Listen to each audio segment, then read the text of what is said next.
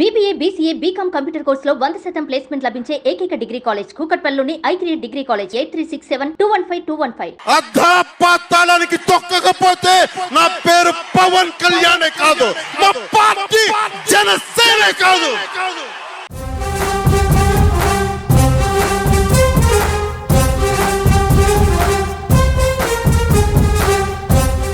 అధికారంలోకి రాకముందు అధికారంలోకి వచ్చాక డిప్యూటీ సీఎం జనసేన అధినేత పవన్ కళ్యాణ్ తీరులో చాలా మార్పు వచ్చింది. గత నెల 12వ తేదీన డిప్యూటీ సీఎంగా ప్రమాణ స్వీకారం చేసిన తర్వాత పవన్ కళ్యాణ్ తీరును గమనించిన వాళ్ళు ఎవరైనా ఒకంత ఆశ్చర్యానికి గురవుతున్నారు. పూర్తిగా సంయమనం పాటిస్తూ పరిపాలన కొనసాగిస్తున్నారు పవన్. అధికారంలో లేనప్పుడే అధికార పార్టీపై నిప్పులు చెరిగిన జనసేనాని అధికారంలోకి వచ్చాక మాత్రం ప్రత్యర్థులను పగా ప్రతీకారాలను పక్కన పెట్టి పూర్తి సమయం పరిపాలన మీదే పెట్టారు. ప్రస్తుతం పవన్ కళ్యాణ్ చూపిస్తున్న రాజకీయ పరిణతిని చూసి ప్రత్యర్థి పార్టీని ఆశ్చర్యపోతుంది.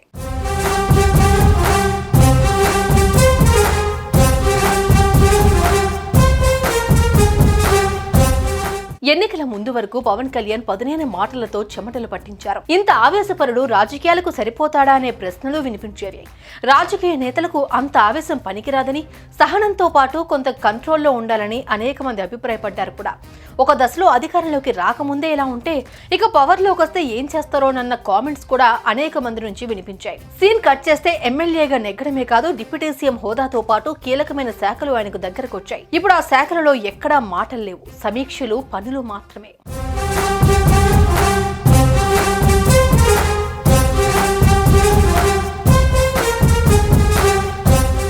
ఏపీకి డిప్యూటీ సీఎం అయినప్పటికీ ఎక్కడా పవన్ కళ్యాణ్ లో ఆ అధికార దర్పం కనిపించడం లేదు. అనవసర దుబారా ఖర్చులు చేయడం లేదు, కనీసం బొకేలు కూడా తీసుకురానివ్వడం లేదు. కష్టమైనా సరే ప్రజలను కలుస్తున్నారు. వారి సమస్యలను వెంటనే పరిష్కరించడానికి ఆయన తన వంతు ప్రయత్నాలు చేస్తున్నారు.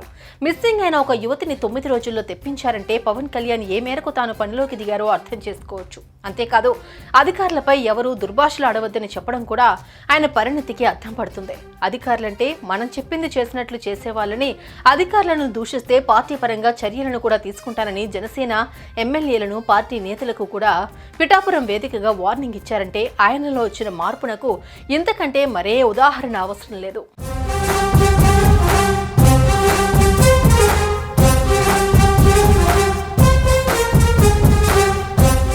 పవన్ కళ్యాణ్ ప్రసంగాలను పరిశీలిస్తే గత ప్రభుత్వ వైఫల్యాలనే వేలెత్తి చూపుతున్నారు కానీ ఎక్కడా వ్యక్తిగత దూషణలకు దిగడం లేదు. గత ప్రభుత్వంలో మంత్రులందరికీ పవన్ కళ్యాణే ప్రధాన టార్గెట్ గా ఉండేవారు.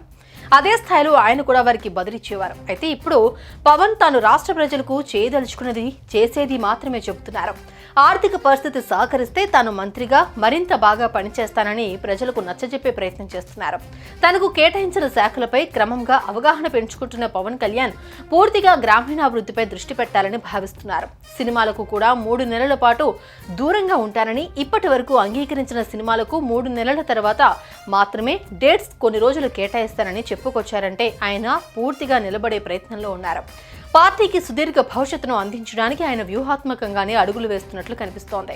మొన్న జరిగిన ఎన్నికల్లో పవన్ రచించిన వ్యూహాల కారణంగానే కూటమి సక్సెస్ అయిందని చెప్పవచ్చు. దీంతో అధికారంలోకి వచ్చిన జనసేనాని తన వ్యూహాలు మార్చి సరికొత్త స్ట్రాటజీతో ముందుకు వెళ్తున్నారు.